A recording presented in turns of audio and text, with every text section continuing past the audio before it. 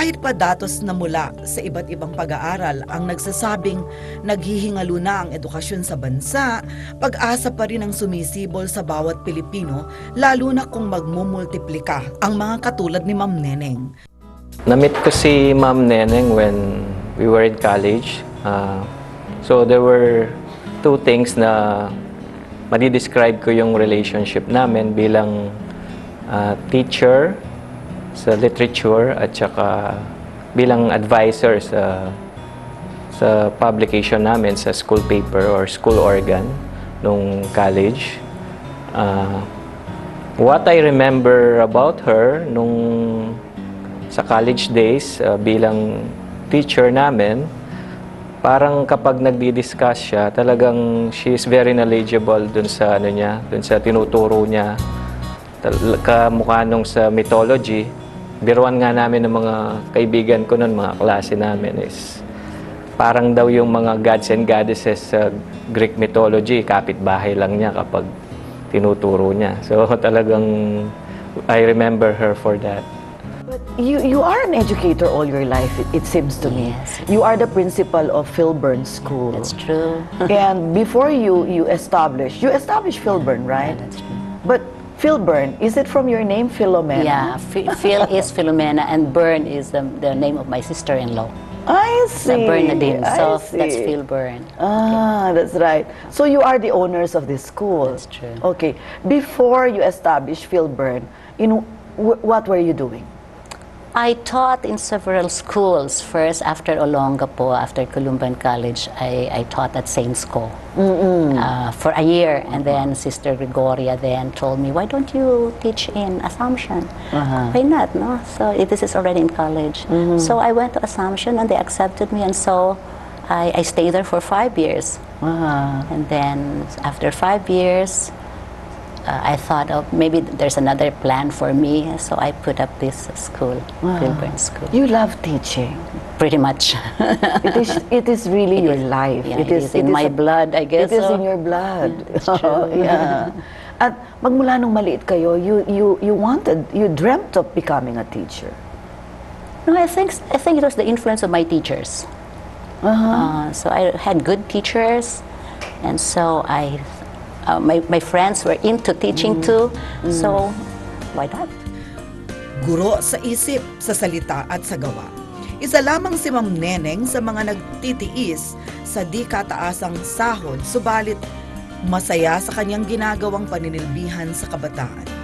Bukod dito, ano pa kaya ang maaring sanhin ng pagkakatali sa propesyong ito? What is it about being an educator na you are so married to this profession or to this vocation?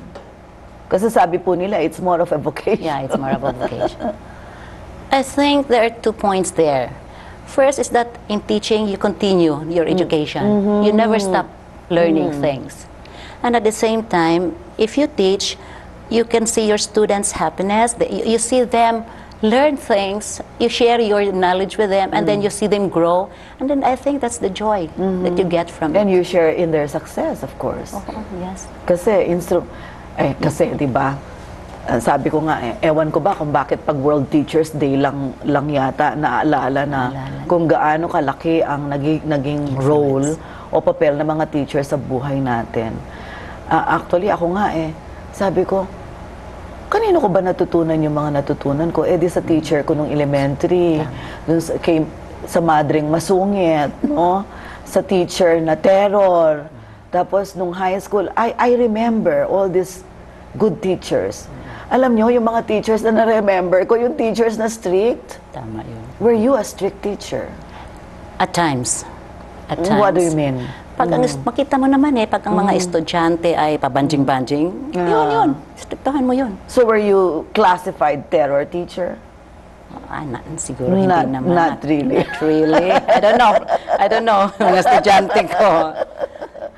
Kasi everybody remembers a terror teacher. Pero of course, yung mga teacher na talagang mabait, very motherly sa mga estudyante, we never forget them, of course.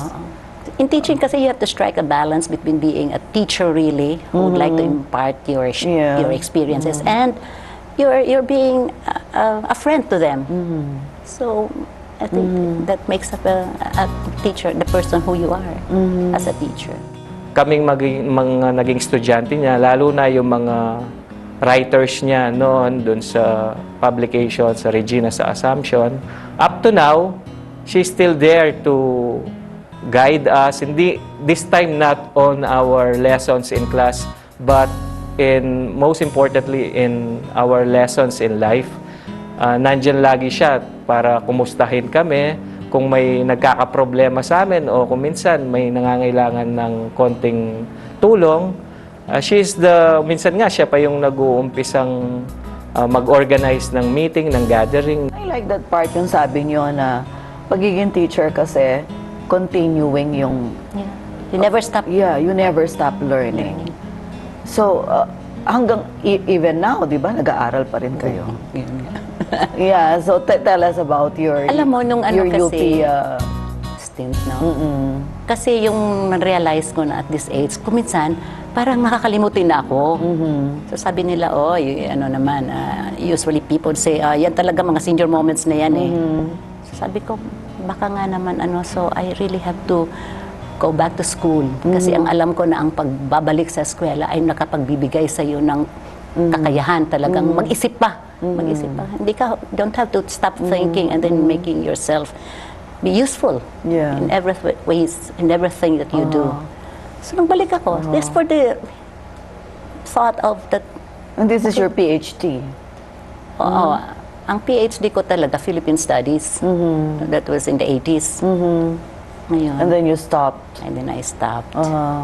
Alam mo naman yan pag pag ano ka, may mga problema sa buhay. Especially kung you're running a school, you're teaching.